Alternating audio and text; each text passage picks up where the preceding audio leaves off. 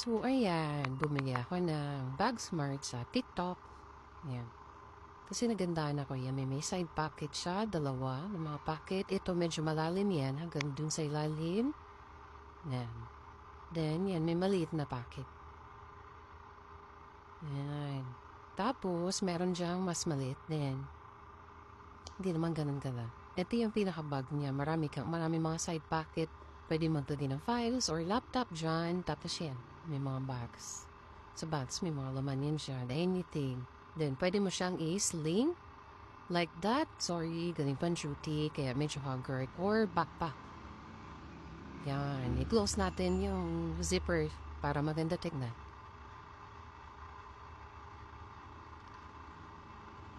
Yan. Yung zipper niya, good quality talaga siya. Yan. So, maganda siya. Convenient siya para sa akin na nag-duty. Tapos maganda yung tahi. Kasi kapit kahit gaano kabigat yung naman ng bag ko. Maganda. Then yan, yung sa may string niya, pwede mong tanggalin.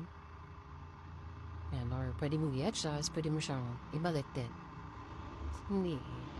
Secure lang yan yung kanyang parang string dyan. Yan lang. Bili na kayo guys. Super convenient yan.